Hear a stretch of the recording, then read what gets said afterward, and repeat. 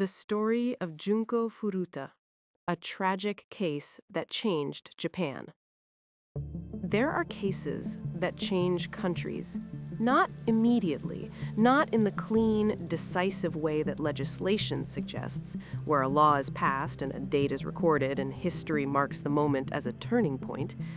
The change is slower than that. It moves through the culture the way water moves through stone, persistent, invisible, and ultimately unstoppable. It takes years, sometimes decades, and it begins not with a policy, but with a name. Japan, 1988. The country is at the height of what economists will later call the bubble era, a period of extraordinary wealth, of confidence that borders on euphoria, of a national self-image built on efficiency and order, and the quiet certainty that the post-war rebuilding project has succeeded. Tokyo gleams, corporations expand, department stores stack their windows with things people are only just learning to want. The GDP figures are extraordinary. The future, for a significant portion of the population, feels like a promise that is finally being kept. And in a suburb of Tokyo, in the ordinary, unhurried rhythms of a residential neighborhood in a dachi ward, a 17-year-old girl named Junko Furuta is cycling home from a part-time job. It is November 1988. The evening air carries the particular chill of early Japanese winter, dry and still, the kind of cold that sharpens edges and makes the streetlights seem more precise than they are. Junko is a second-year high school student. She works part-time. She is described by those who knew her as cheerful, responsible, well-liked. She has plans, the kind of ordinary, specific, irreplaceable plans that belong to a 17-year-old at the beginning of her life. She does not arrive home that evening. What happens next is documented in police records, in court transcripts, in the testimony of neighbors and investigators and the perpetrators themselves, whose accounts form a paper trail of extraordinary legal significance. The facts of the case are known. They have been known for 35 years. And yet the question at the center of the story, the question that drove public outrage, that changed laws, that still surfaces in legal and academic discussions about juvenile justice in Japan, is not what happened to Junko Furuta. It is what happened afterward. It is what the justice system decided her life was worth. To understand the outcome of this case, you have to understand the world in which it occurred.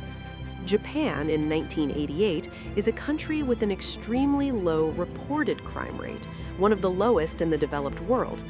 This is a point of genuine national pride, and it is not entirely illusory. Violent crime is genuinely less common in Japan than in many comparable countries, but low reported crime is not the same as an absence of crime.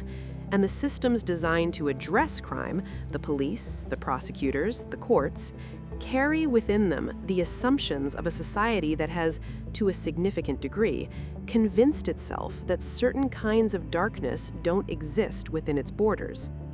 One of those assumptions concerns young people. Japan's juvenile justice system, codified in the Juvenile Act of 1948, was built on a philosophy of rehabilitation over punishment. Offenders under the age of 20 are tried under a separate legal framework, one designed, explicitly, to prioritize the future of the young person over the retributive demands of the crime.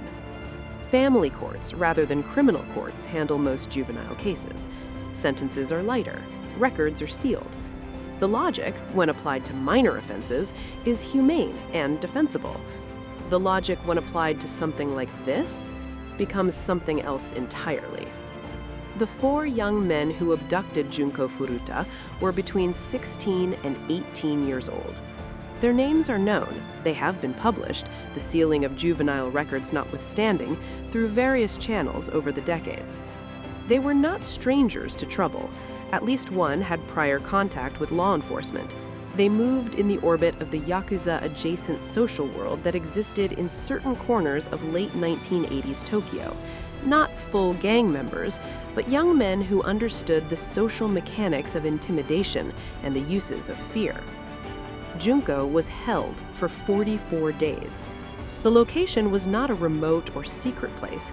It was the home of one of the perpetrators, a residence in Adachi Ward, Tokyo, with a family present in the building. Neighbors existed. The world continued its ordinary operations within meters of what was occurring inside. This is one of the details that investigators and legal scholars return to repeatedly, because it speaks to something about the social ecosystem in which the crime was sustained. People knew, or suspected, or chose not to know. The precise boundaries of that knowledge have never been fully established. What is established is the timeline: 44 days, from late November 1988 to January 1989. Junko's family reported her missing. The police investigated. The investigation moved, as investigations often do when the missing person is a teenage girl with no immediately obvious connection to criminal networks, at a pace that, in retrospect, carries its own weight of institutional failure. There were moments during those 44 days when intervention might have been possible, when information that existed in the environment, in the neighborhood, among the people who moved through that world, might have reached someone who could act on it. Those moments passed. Each one is its own small failure, not necessarily individual, not necessarily culpable in the legal sense, but collectively forming the shape of a system that did not protect the person it was supposed to protect. Junko Furuta died in January 1989. She was 17 years old. The perpetrators disposed of her body. She was placed in a drum filled with concrete and left in an area in Koto Ward, Tokyo. It would be several months before she was found, and longer still before she was identified. The break in the case came not from the investigation itself, but from a separate criminal matter entirely. In March 1989, police arrested one of the 4 perpetrators in connection with an unrelated assault. During questioning, in the way that confessions sometimes emerge sideways through the pressure of unrelated proceedings, the story of Junko Furuta began to surface. One account led to another. Names were given. The location of the body was eventually disclosed. When investigators pieced together the full timeline, 44 days, a residential address, family members in proximity, the reaction within the police department was, by accounts that have since become part of the public record, of profound shock. Not simply at the crime, but at the duration, at the sustained nature of what had occurred, at the number of people who had been, in various ways and to various degrees, aware. The 4 primary perpetrators were arrested in the spring of 1989. Japan had never seen a case like it. The press coverage was extensive and immediately ran into the structural contradiction at the heart of the story. The Juvenile Act prohibited the publication of the suspects' names and photographs. They were minors. The law was designed to protect them.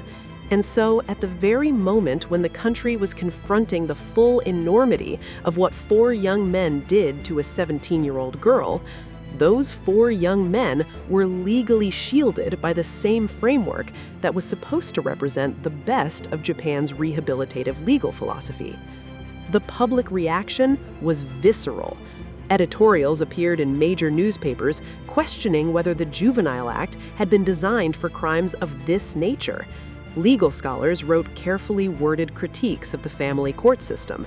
Victim advocacy groups, still nascent in Japan in 1989, still finding their institutional voice, began to organize around the case with a focus and urgency that was, at that point in Japanese legal history, unusual.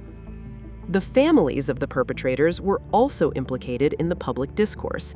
The extent to which the family in whose home Junko was held had been aware of what was occurring became a subject of intense debate. The legal question, what constitutes knowledge sufficient for criminal liability, ran in parallel with the moral question, which the law was not equipped to answer. What does it mean to allow something to continue in your home? Those questions were never fully resolved in court. The family members were investigated. The prosecutorial decisions made in their cases reflected, once again, the gap between what the law could formally establish and what the moral reality of the situation demanded. The trial of the 4 perpetrators proceeded through the family court system, as the Juvenile Act required, and in 1990, the sentences were delivered. The longest sentence handed down to any of the 4 perpetrators was 17 years. 17 years for 44 days of sustained violence against a 17-year-old girl, for her death, for the concealment of her body. The reaction in Japan was not silence. It was fury. There is a specific quality to public anger when it confronts a legal outcome that seems to have arrived from a parallel moral universe, when the machinery of the law has processed the facts and returned a verdict that bears no recognizable relationship to the weight of the crime. It is not simply anger at the sentence, it is a deeper disorientation, the feeling that the framework itself has failed, that the instruments of justice are not calibrated for the reality they are supposed to address. That disorientation drove a decade of advocacy in Japan. It drove legal reform efforts that would not come to fruition until 2000, when the Juvenile Act was revised, lowering the age of criminal responsibility, expanding the circumstances under which juvenile cases could be transferred to criminal courts, and making it possible, for the first time, for family courts to hand down adult sentences in cases of sufficient severity. These reforms were not solely the result of the Furuta case.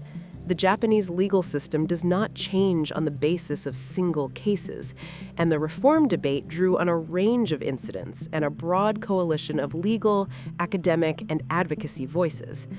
But the Furuta case was always present in that debate, not as the sole argument, but as the case that had made the argument impossible to dismiss. The case that had put a specific human face on the question of what the Juvenile Act protected and at whose expense. Junko Furuta's name was invoked in parliamentary debate. Her case was cited in academic papers on criminal justice reform. Her mother, who gave interviews periodically over the years following the trial, spoke about the experience of navigating a legal system in which her daughter was officially a victim, but whose voice and whose life seemed structurally subordinate to the legal protections afforded to the people who had taken it. That inversion, the victim's erasure in the machinery of justice, is not unique to Japan. It is a structural feature of criminal justice systems globally, and particularly of juvenile justice systems, which were built around the interests of the offender and have historically had very little architecture for centering the person harmed. Japan confronted this more publicly and more explicitly in the aftermath of the Furuta case than perhaps any comparable country had done at that point. The confrontation was incomplete. The reforms were real, but partial, and the debate continues. The 4 perpetrators served their sentences. The precise details of their releases, their subsequent lives, and their current circumstances have been the subject of ongoing public scrutiny in Japan, scrutiny made more intense by the sealed nature of juvenile records, which means that the formal legal record offers very little, and what circulates instead is a mixture of journalism, rumor, and the occasional verified account. What is verified, at least some of the perpetrators were released before the end of their nominal sentences through parole mechanisms available under Japanese law.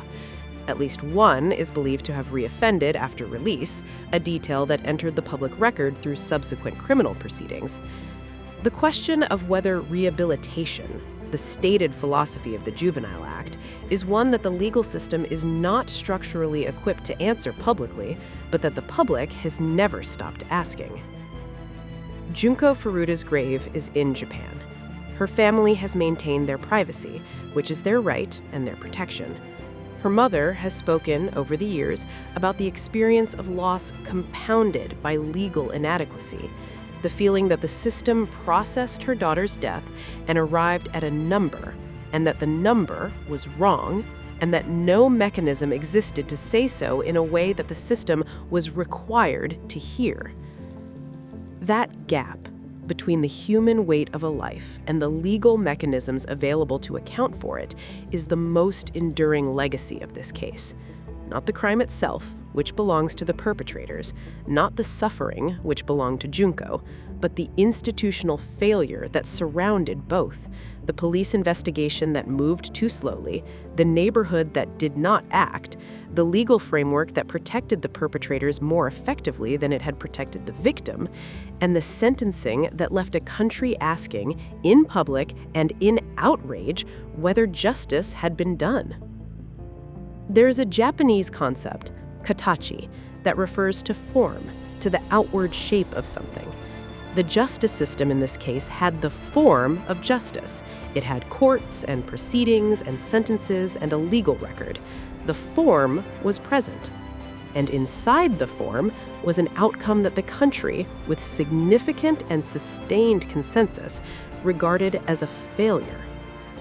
That distinction between form and substance, between the appearance of justice and its reality, is what drove the reform movement. It is what drove legal scholars to write, and parliamentarians to legislate, and journalists to keep returning to the case even as the decades passed. 35 years after Junko Furuta did not come home from work, Japan's juvenile justice system looks different. Not entirely different, not transformed beyond recognition, but changed in specific, measurable ways that can be traced in part to the public reckoning that her case forced. The minimum age for adult prosecution has been lowered. The circumstances for family court transfer have been expanded. The voice of victims and their families has, incrementally and imperfectly, been introduced into proceedings that once had no structural place for them. These are not abstractions. They are changes that affect real cases, real people, real outcomes. They do not give Junko Furuta her life back. Nothing does that. Nothing can. But they represent something that matters in the long accounting of what her case meant. The evidence that the failure was seen, that it was named, and that the people with the power to change the system eventually did. Imperfectly, partially, not enough, but not nothing. There is a photograph of Junko Furuta that has circulated in connection with this case for 3 decades. It's a school photograph, the kind taken annually with the particular formality of Japanese school photography. She is in her uniform, she is smiling. She looks like exactly what she was, a 17-year-old girl at the beginning of her life, photographed on an ordinary day with no awareness that it would become the image by which the world would know her. That photograph is the thing worth holding, not the case number, not the sentence, not the reforms, important as they are, not even the public outrage, which was real and justified and productive. The photograph, a 17-year-old girl smiling in her school uniform. Her name was Junko Furuta. She was going home. And the most important thing this story can do, the most important thing any telling of it can do, is to resist the pull toward the details that make it a case and insist instead on the reality that it was a life. She had a favorite subject in school. She had friends who have carried her absence for 35 years. She had a family that fought, through grief and through a legal system that was not designed for them, to have her seen and named and counted. She had plans, ordinary, specific, irreplaceable plans for a future that was taken from her on a November evening in 1988. The justice system failed her. The neighborhood failed her. The investigation failed her. The sentences failed her. But her name has endured, and in the long, slow work of changing the systems that failed her, her case has meant something, not as a horror story, not as a warning, but as the specific, irreplaceable weight of one person's life pressing against a framework that was not built to hold it. That pressure changed things. It was not enough. It is never enough, but it was real. And in the particular arithmetic of institutional change, where single cases become precedents, and precedents become policies, and policies become the invisible architecture of how a society treats its most vulnerable members, that is not nothing. That is, in fact, everything.